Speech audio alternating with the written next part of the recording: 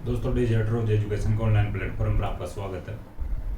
अपन राजस्थान के प्रमुख संत और संप्रदाय पढ़ रहे हैं। 2 क्लास अपनी हो चुकी है कंप्लीट। पिछली 2 क्लासों में पढ़े अपन, एक तो दादू दयाल जी जो प्रथम क्लास में पढ़े थे या पहली क्लास में पढ़े थे, और दूसरी क्लास में अपन पढ़े थे जाम्बोजी महाराज और जसनाथ जी महाराज। ठीक है, देखिए अब आज आगे और पढ़ते हैं अपन। चरणदास जी महाराज की बात करेंगे अपन। ठीक है, चरणदास जी महाराज।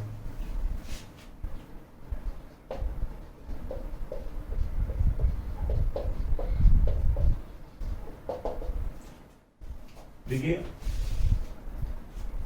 दादू दयाल जी, जाम्बो जी और जसनाथ जी की बात कर चुके हैं। आज चरणदास जी की बात करते हैं। वही जो सभी की बात कर रहे हैं वैसे इनके भी जन्म स्थान और माता पिता की बात कर लेते हैं। देखिए, इनका जो जन्म हुआ था जो अलवर जिले के डेहरा नामक स्थान पर हुआ था। ठीक है,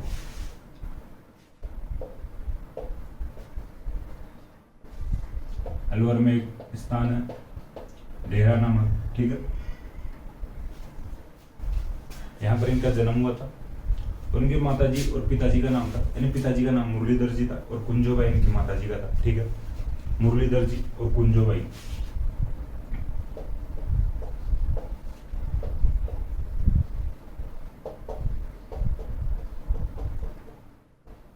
ठीक है, पिताजी का नाम मुरलीधर जी था और माताजी का नाम कुंजोबाई था। इनके बचपन का नाम था रणजीत सिंह। ठीक है, रणजीत इनके बचपन का नाम था, ये ध्यान रखना। बचपन का नाम भी पूछ लिया जाता है कभी कभी। डेरा नामक स्थान पर इनका जन्म हुआ था। पिताजी का नाम था मुरलीधर, माताजी का नाम था कुंजोबाई और बचपन का नाम था रणजीत।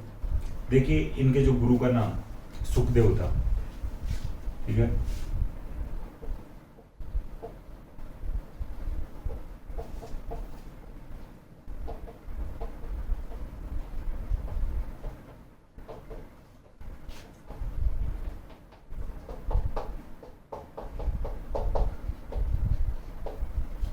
देखिए बात करते हैं मुख्य केंद्र की।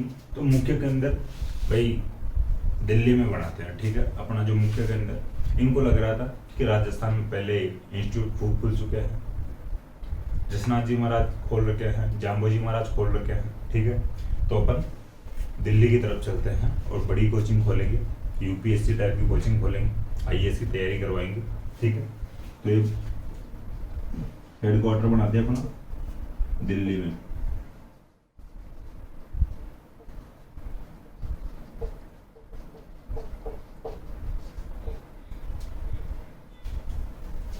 ठीक है, देखिए इनका मेला लगता है बसंत पंचमी को। ठीक है, बसंत पंचमी हाल ही में गई है। अब इस बार वाली जो 2023 की जो बसंत पंचमी गई है 26 जनवरी को मनाएगी। ठीक है, डेट को कोई ध्यान नहीं रखना भाई, इस बार को मैं ओनली बताने के लिए बताया, याद रखने के लिए भाई 26 जनवरी को गई है। लेकिन माघ शुक्ल पंचमी को आती है 26, यानी बसंत पंचमी। ठीक है, माघ शुक्ल पंचमी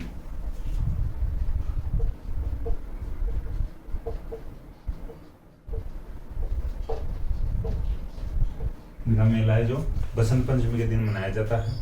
देखिए, आपको ये इस प्रकार से ध्यान रखना है, बसंत पंचमी किस तिथि को आती है, माघ शुक्ल पंचमी को आती है। तो देखिए क्वेश्चन इस प्रकार का बन सकता है, बसंत पंचमी किस तिथि को आती है। तो आपको पंचमी तो ध्यान है, लेकिन किस माह की और किस पक्ष में आती है। ठीक है, तो माघ शुक्ल पंचमी को बसंत पंचमी आती है और चरणदास जी का मेला लगता है बसंत पंचमी के दिन। देखिए, अपन पहले बात कर चुके हैं, जाम्बो जी महाराज उनके अनुयायियों को यानी 29 उपदेश दिए थे। ठीक है, 20 और विष्णु कहलाए थे। फिर देखिए, जसनाथ जी महाराज की भी अपन बात कर चुके हैं, 36 उपदेश दिए थे। और इधर चरणदास जी महाराज की बात करें तो ये 42 उपदेश दिए थे। ठीक है, अपने अनुयायियों को 42 उपदेश दिए थे। ध्यान रखना, 29 उपदेश जाम्बो जी महाराज दिए थे, यही भी ध्यान रखना आप। ठीक है, देखिए ये उपदेश है, ये तो आपको थोड़ा कंफ्यूजन कर सकते हैं हर स्टूडेंट के माइंड में। भाई इतने अलग अलग जो जो संतों के उपदेश पढ़ने लग जाएंगे तो अपने माइंड में यह है कि 29 किसने, हालांकि जाम्बो जी महाराज का सबको याद रहता है। ठीक है, 29 विष्णु ही कहे जाते हैं जाम्बो जी महाराज के अनुयायी। लेकिन इनमें थोड़ा कंफ्यूजन हो सकता है, तो आप इस प्रकार से देख सकते हो, या किसी भी आपको कैसे भी लगे या किसी प्रकार से याद रहे, तो आपकी जिम्मेदारी याद रखना ओनली अपना एग्जाम में क्वेश्चन से होना चाहिए। तो चरणदास जी महाराज ने अपने अनुयायियों को 42 उपदेश दिए थे। जम्बू जी महाराज ने 29 और जसनाथ जी महाराज ने 36 उपदेश दिए थे। चरणदास जी महाराज ने 42 उपदेश दिए थे। देखिए, अब बात करें इनके अनुयायियों की आगे। इनके अनुयायी है जो पीले रंग के कपड़े पहनते हैं, ठीक है।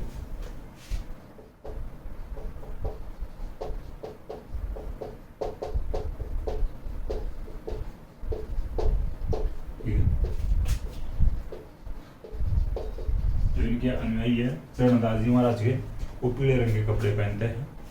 देखिए, जो इस संप्रदाय में, ठीक है, चरणदासी संप्रदाय में जो लोग हैं, जो चरणदासी संप्रदाय के अनुयायी है, इनको देखिए यानी चरणदासी संप्रदाय के लोग हैं जो भगवान श्री कृष्ण को अपने आप को सखी मानते हैं, भगवान श्री कृष्ण की अपने आप को सखी मानते हैं, ठीक है। कि इनका मानना है चरणदासी संप्रदाय वाले लोगों का या अनुयायियों का कि हमारी दुनिया में जो भी कोई मर्द है या कोई पुरुष है, भगवान श्री कृष्ण ही है, हम सब उसकी सखी है, ठीक है। अपने आप को भगवान श्री कृष्ण की सखी मानते चरणदासी संप्रदाय के लोग। आप इस प्रकार से स्टेटमेंट लिख सकते हो, इस संप्रदाय के लोग या चरणदासी संप्रदाय के लोग स्वयं को भगवान श्री कृष्ण की सखी मानते हैं, ठीक है। देखिए, चरणदास जी ने निर्गुण और सगुण भक्ति यानी दोनों प्रकार की यानी भक्तियों का संदेश दिया था।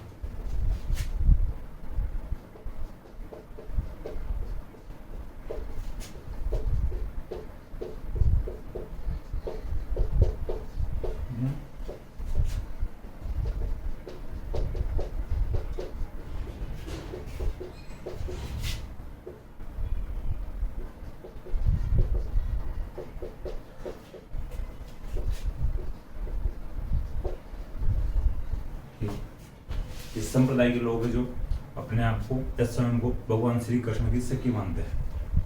देखिए, डेरा अलवर में इनका जन्म हुआ था। अलवर वाला क्षेत्र जो मेवात क्षेत्र कहलाता है, ठीक है। तो उस क्षेत्र में रहे थे, जन्म हुआ था इनका। हालांकि मुख्य केंद्र दिल्ली को बनाया था। तो इन्होंने इनके उपदेश दिए थे, ठीक है। चरणदास जी महाराज उपदेश दिए थे, मेवाती भाषा में देते हैं, ठीक है।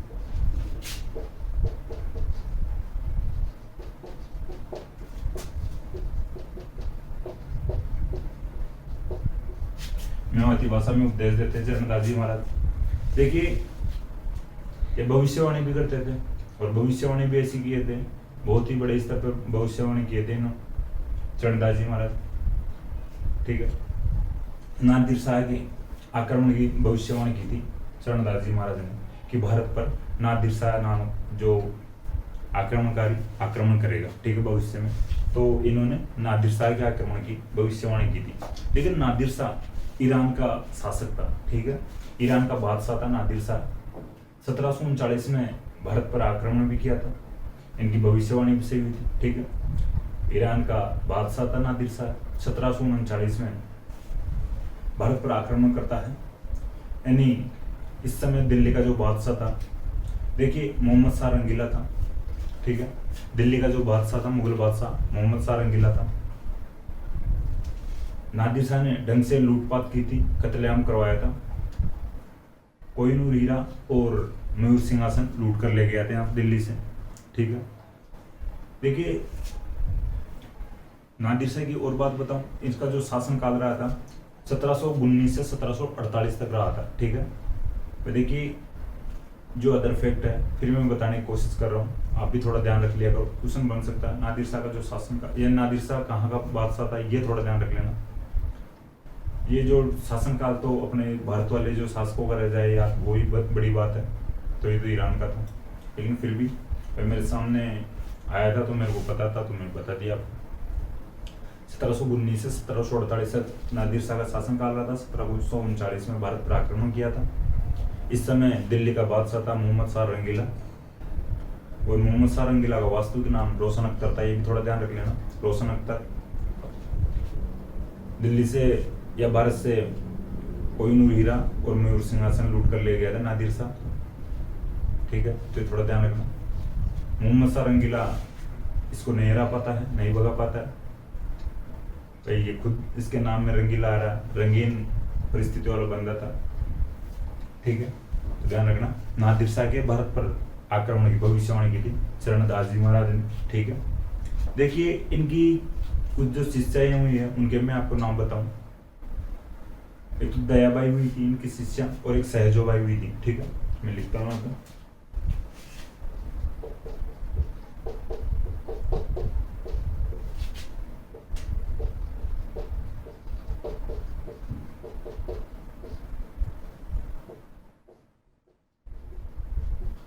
देखिए दयाबाई की दो ग्रंथ है, पुस्तकें, दयाबोध और विनय मल्लिका, ठीक है, आप लिख लेना।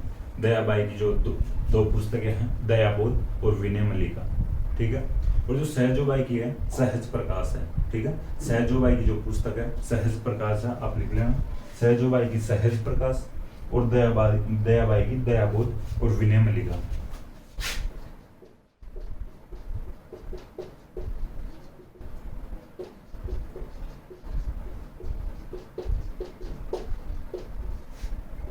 सहजोबाई की सहज प्रकाश भी,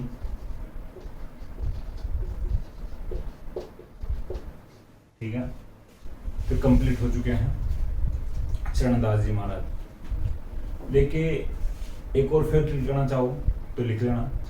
जयपुर के राजा सवाई प्रताप सिंह ने, ठीक है, जयपुर के राजा सवाई प्रताप सिंह ने चरणदास जी महाराज को जयपुर में एक गांव पड़ता है कोलीवाड़ा, वो दान में दिया था, ठीक है, कोलीवाड़ा गांव दान में दिया था सवाई प्रताप सिंह ने चरणदास जी महाराज को, तो ये थोड़ा ध्यान रख लेना। देखिए यहाँ तक जो चरणदास जी महाराज जो फैक्ट थे अपने सामने ये कंप्लीट हो चुके हैं।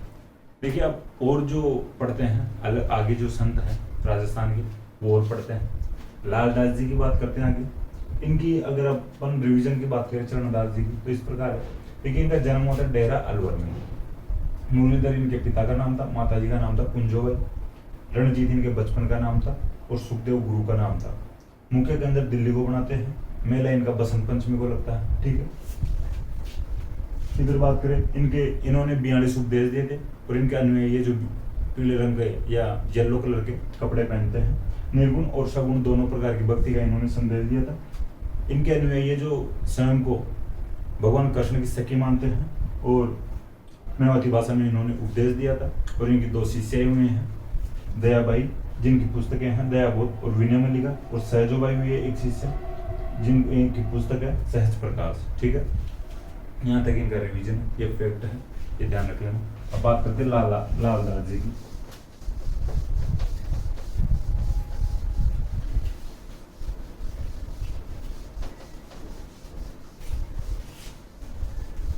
देखिए कुछ में जो संत है उनके फैक्ट भी ज्यादा है तो उनको अपने को पढ़ना पड़ता है, एग्जाम की दृष्टि से इंपॉर्टेंट होते हैं, एग्जाम में अलग अलग प्रकार से क्वेश्चन बनते हैं।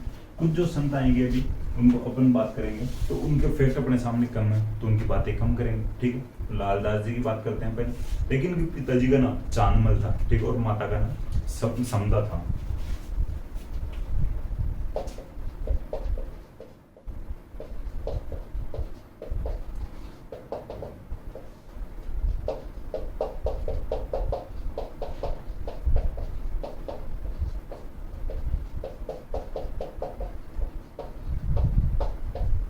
ठीक है, माता का नाम समझा था।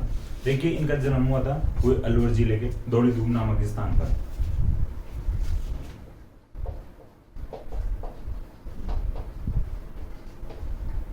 ये दौड़ी धूम नामक स्थान है अलवर जिले में, यहाँ पर इनका जन्म हुआ था। पिताजी का नाम लालदास था और माता का नाम समदा था। देखिए अलवर में इनकी समाधि बनती है या समाधि लेते हैं शेरपुर अलवर में, ठीक है।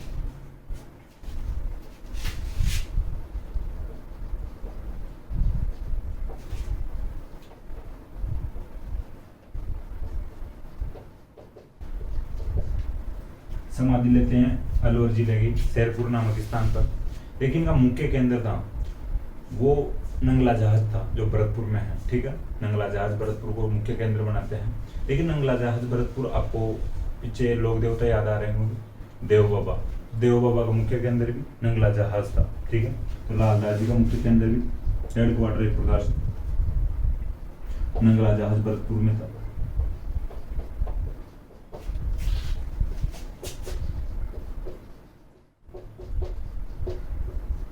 ठीक है, थोड़ा ध्यान रखना।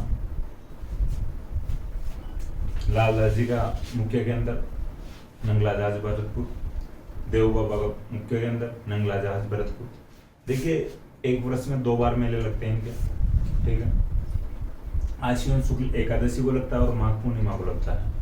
आश्विन शुक्ल एकादशी और माघ पूर्णिमा।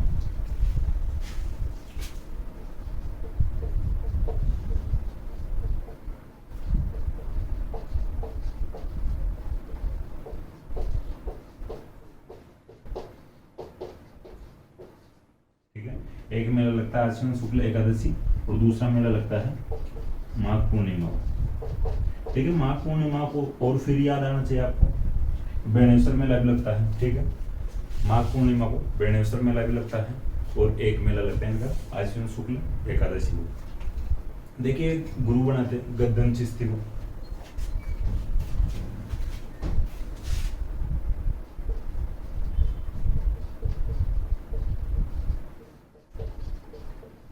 गद्दन चिश्ती लालदास जी के गुरु बनते हैं, इनकी कोचिंग ज्वाइन करते हैं खुद ही। ठीक है, लालदास जी कि मुझे आपका शिष्य बनना है तो एडमिशन कराते हैं गद्दन चिश्ती की कोचिंग में। ठीक है, तो ये ध्यान रखना, गुरु बनाते हैं लालदास जी गद्दन चिश्ती को। देखिए मेव जाति के लकड़हारे रहते हैं।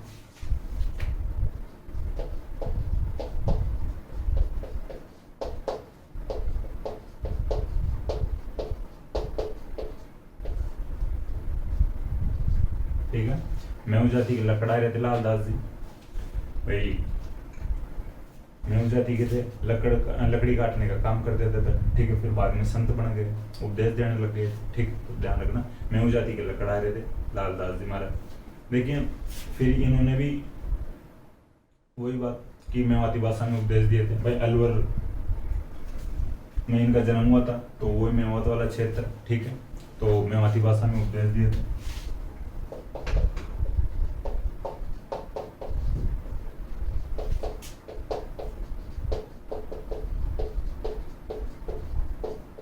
ठीक है, देखिए मेवात क्षेत्र में इनका प्रभाव अधिक रहा था। ठीक है, मेवात क्षेत्र में इनका प्रभाव अधिक रहा था।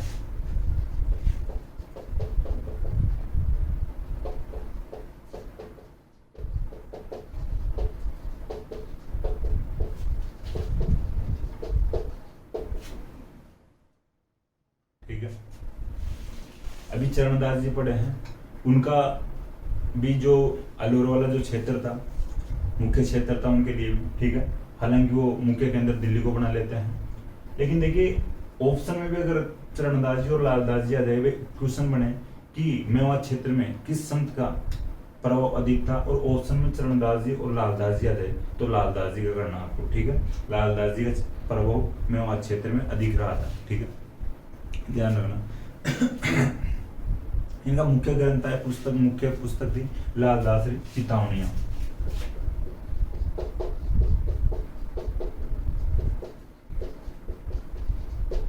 नीचे लिखता हूं, आपको शायद दिखाई नहीं दे रहा होगा।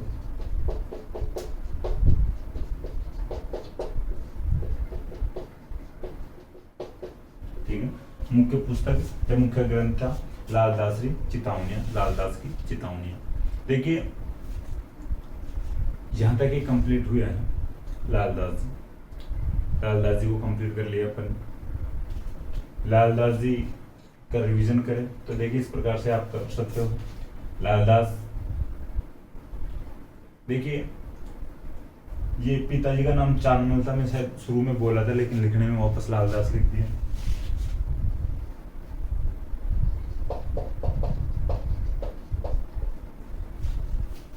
लालदास जी का अपन रिवीजन करें, पिता चांदमल थे, माताजी समदा थे। जन्म इनका अलवर के दौड़ी धूम में हुआ था। समाधि शेरपुर अलवर में है इनकी। मुख्य केंद्र नंगला जहाज भरतपुर को बनाते हैं। मेले लगते हैं साल में 2 बार, आश्विन शुक्ल एकादशी यानी 11 को और माघ पूर्णिमा को। माघ पूर्णिमा को बेणेश्वर मेला भी लगता है। गुरु गद्दन चिश्ती को बनाते हैं। ठीक है, मेव जाति के लकड़हारे थे, मेवाती भाषा में उपदेश देते हैं। मेवात क्षेत्र में इनका प्रभाव अधिक रहता है और लालदास की चेतावनी इनकी प्रमुख ग्रंथ या प्रमुख पुस्तक है। ठीक है, ये कंप्लीट हो चुके हैं। और आगे बात करते हैं, आगे जो और संत है अब बात करते हैं हरिदास जी की।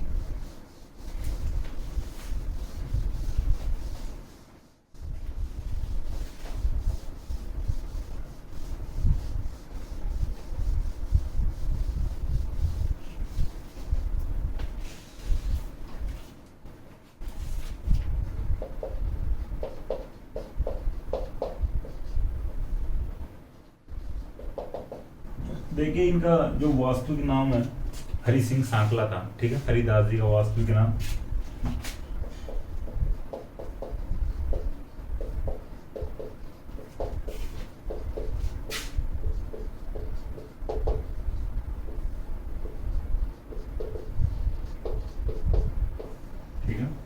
हरि सिंह सांकला था, हरिदास जी का वास्तविक नाम। देखिए मुझे जहां तक लगता है सांकला शायद लोहार जाति होती है। तो वे मेरे एक जानकार थे, तो वो सरनेम उनके सांकला लगाते हैं, तो लोहार थे जाति से। तो आप थोड़ा सा ध्यान रख लेना, हरि सिंह सांकला शायद लोहार जाति से होंगे। ठीक है, वास्तविक नाम था इनका हरि सिंह सांकला, और संत बनने के बाद में इनका नाम था, या संतों की दृष्टि से इनका नाम था हरिदास जी।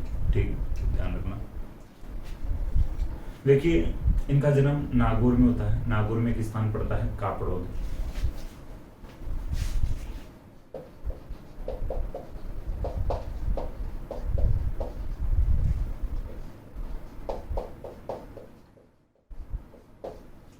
ठीक है, नागौर के कापड़ोद नामक स्थान पर इनका जन्म होता है हरि सिंह जी का या हरिदास जी का। देखिए इनके बारे में एक फैक्ट ऐसा है, आपको भी ऐसी आएगी। ये पहले डाकू थे। ठीक है, लूटपाट मचाते थे। फिर बाद में इनको लगा कि अब पार नहीं पड़ेगी, या तो जनता मारेगी अपने को या पुलिस प्रशासन मारेगा। ठीक है, भाई उस समय जो भी प्रशासन होता था, वो पुलिस आ जाए तो उस समय भी कुछ तो व्यवस्था होगी जनता को कंट्रोल करने के लिए। तो ये पहले डाकू थे, फिर बाद में संत बन गए थे।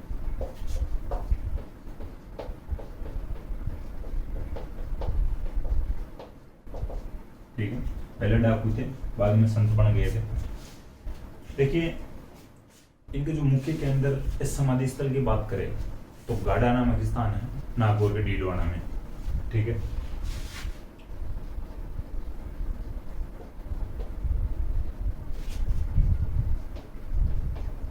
जहां पे इनका समाधि स्थल है वहीं इनका मुख्य केंद्र बना था। जहां पर इनका मुख्य केंद्र था वहीं पर इनको समाधि दी गई थी। ठीक है, तो गाड़ा नामक स्थान है नागौर के डीडवाना में।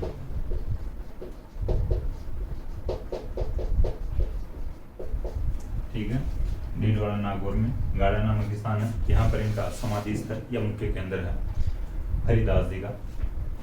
देखिए ये भी निर्गुण और सगुण दोनों प्रकार की भक्ति का संदेश दिए थे।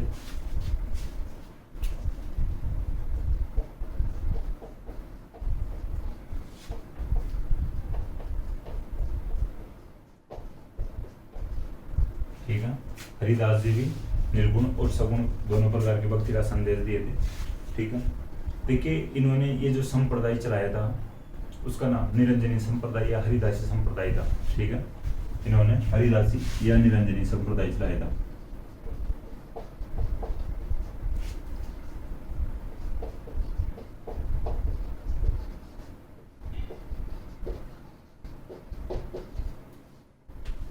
इन्होंने हरिदासी संप्रदाय चलाया था जिसका नाम निरंजनी संप्रदाय भी था, या हरिदासी संप्रदाय को ही निरंजनी संप्रदाय भी कहते हैं। देखिए अब बात करें इनके जो ग्रंथों की, हरिदासी संप्रदाय की जो प्रमुख ग्रंथ है यह इनके हरिदास जी के प्रमुख ग्रंथ है। इनकी बात करें तो मंत्रराज प्रकाश और हरिपुरुष जी की वाणी।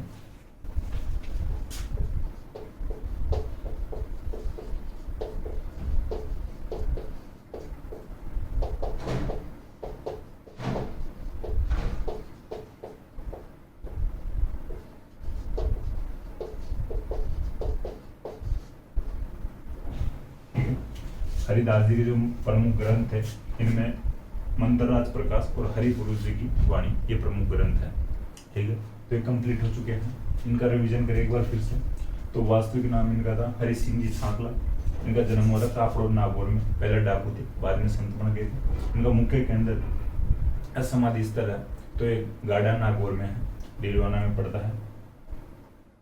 निर्गुण और सगुण भक्ति का संदेश दिया था। हरिदासी संप्रदाय चलाया था इन्होंने, जिसी को या उसी को निरंजनी संप्रदाय भी कहते हैं। इनकी जो दो ग्रंथ है प्रमुख, मंत्रराज प्रकाश और हरिपुरुष जी की वाणी।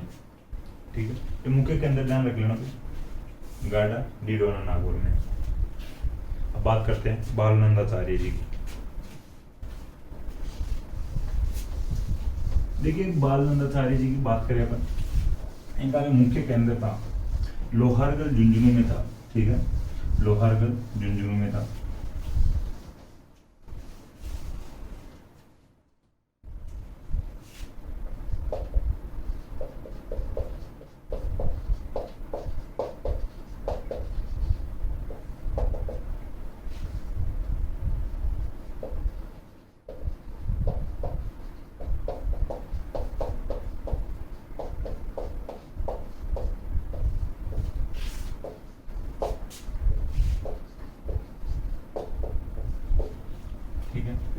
मुख्य केंद्र लोहारगढ़ झुंझुनू में था। इस स्थान के लिए ऐसा कहा जाता है कि पांडवों ने अपने हथियार यहाँ पे डाले थे या हथियार रखे थे, या अपने हथियारों को या अपने लोहे को, जो हथियार लोहे के बने हुए थे उनको यहाँ पे रखा था। और लोहे को गलाने की वजह से, ठीक है, पांडवों के द्वारा अपने लोहे को यहाँ पे गलाने की वजह से इस स्थान का नाम पड़ा था लोहारगढ़। ठीक है, लोहागढ़ स्थान है, लेकिन इसको शुद्धि के तौर पे अपन लिखते हैं तो ऊपर लगाते हैं, लोहारगढ़ हो गया है ध्यान रखना। लेकिन ये अदर फैक्ट था, इससे यहाँ का कोई मतलब नहीं। लेकिन ये जो स्थान का नाम है जो मैं आपको बताया हूँ, लोहारगढ़ किस प्रकार से यहाँ का नाम पड़ता है, पांडवों से रिलेटेड बात है। तो बालनंदाचार्य का मुख्य केंद्र लोहारगढ़ झुंझुनू था। देखिए ये अपने साथ सेना रखते थे। ठीक है, इनके लिए कहा जाता है कि वे अपने साथ सेना रखते थे, तो इनको लश्कर संत भी कहते हैं। लश्कर सेना का पर्यायवाची होता है।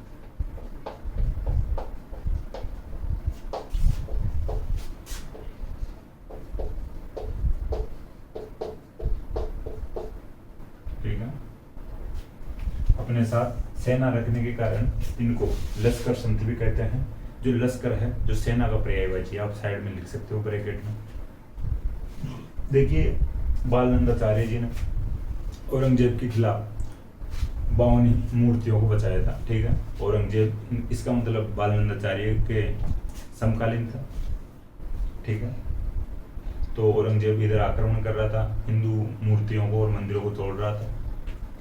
तो बालनंदाचार्य जी ने औरंगजेब के खिलाफ 52 मूर्तियों को बचाया था।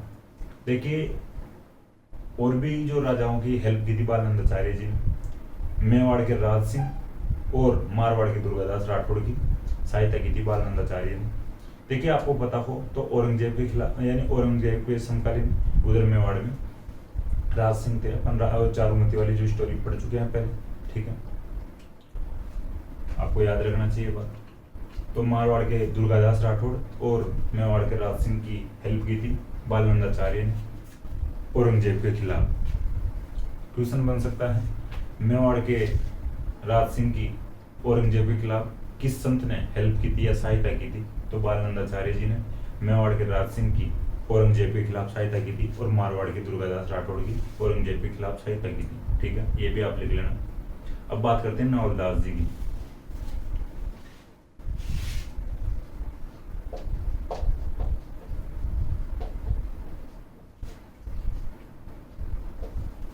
ठीक है, लेकिन नवलदास जी का जन्म हुआ था हरसोला नागौर। ठीक है,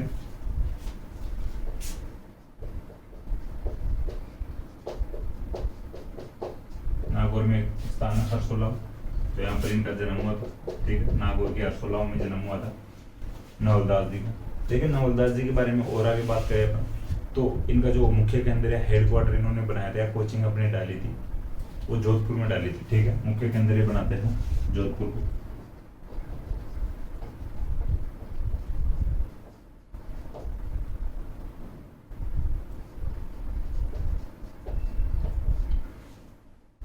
नवलदास जी अपना मुख्य केंद्र बनाते हैं जोधपुर को। देखिए नवल संप्रदाय चलाया था इन्होंने, ठीक है, नवलदासी संप्रदाय या नवल संप्रदाय चलाया था नवलदास जी।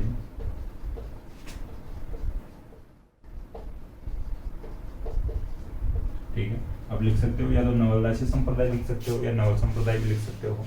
और इनकी एक पुस्तक थी नवलेश्वर अनुभववाणी।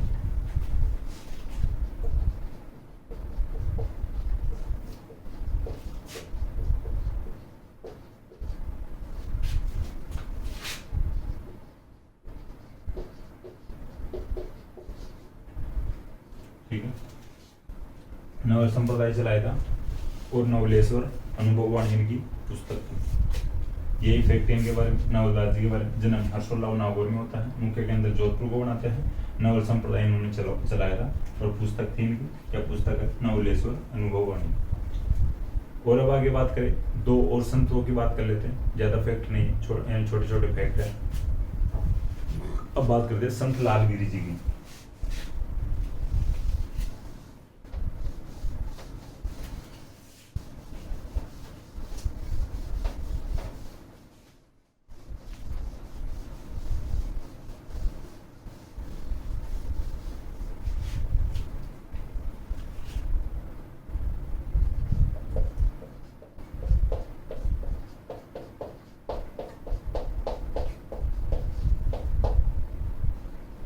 देखिए इनका जो मुख्य केंद्र की बात करें अपन, इनके जो पहले भाई जन्म की बात करते हैं, चूरू में इनका जन्म हुआ था। ठीक है, चूरू में इनका जन्म हुआ था। सुलखनिया नामक एक स्थान है, सुलखनिया।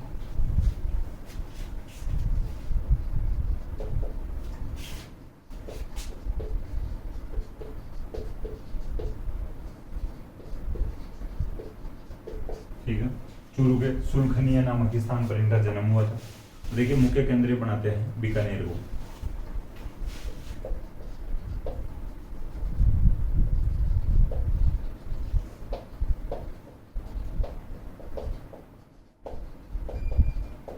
ये थोड़ा ध्यान रख लिया करो भाई, ये भाई कंफ्यूजन करने वाले होते हैं। जन्म अलग जगह और ये खुद इनका मुख्य केंद्र अलग जगह वो बनाते हैं। तो ऐसे ही ये भी इनका जन्म हुआ था सुलखनिया चूरू में और मुख्य केंद्र बनाते हैं बीकानेर को।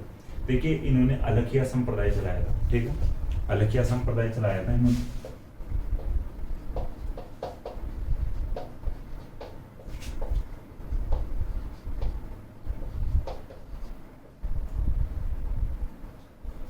और एक पुस्तक लिखी थी उन्होंने, लखी स्तुति प्रकाश।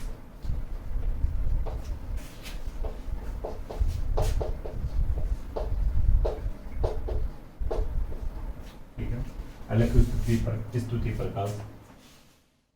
संत लालगिरी जी जन्म हुआ था इनका सुलखनिया यानी चूरू में, मुख्य केंद्र बीकानेर को बनाते हैं। अलखिया संप्रदाय चलाते हैं। ये पुस्तक थी इनकी अलखी स्तुति प्रकाश। देखिए एक और संत की बात कर लेते हैं अपन, ज्यादा फैक्ट नहीं, दो फैक्ट इनके। संत दास जी,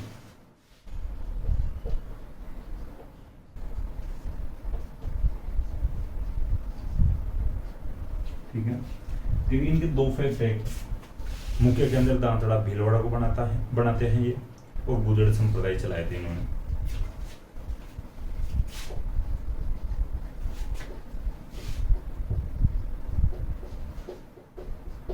दांतड़ा नामक स्थान है भीलवाड़ा में। ठीक है, भीलवाड़ा का दांतड़ा नामक स्थान को मुख्य केंद्र बनाते हैं संत दास जी, और गुदड़ संप्रदाय चलाया था इन्होंने।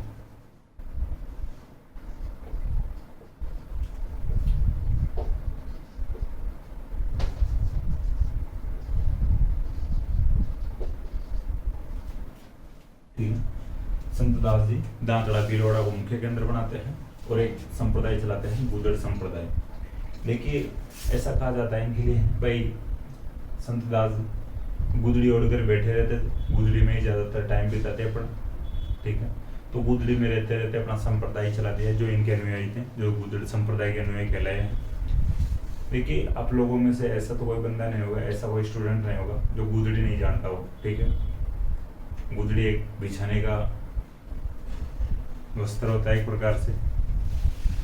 चाहो तो आप फिर उसको ओढ़ भी सकते हो, बिछा भी सकते हो, आपकी इच्छा पर है। गुदड़ी को आप किस प्रकार से यूज करते हो। बिछा के बैठ सकते हो, बिछा के सो सकते हो, और उसको आपको सर्दी लगे तो उड़ भी सकते हो। तो ये अपन यहाँ तक यानी जो राजस्थान के जो प्रमुख संतों की बात की है, संप्रदायों की बात की है, और भी बचे हुए जो नेक्स्ट क्लासेज में कर लिए जाएंगे, 2-3 क्लासेज में अपने कंप्लीट हो जाएंगे सर। ठीक है, तो मुझे आशा है कि क्लास आपको पसंद आएगी। क्लास अगर आपको पसंद आए तो क्लास को लाइक करें, कमेंट करें, अपने दोस्तों के साथ शेयर करें। थैंक यू दोस्तों।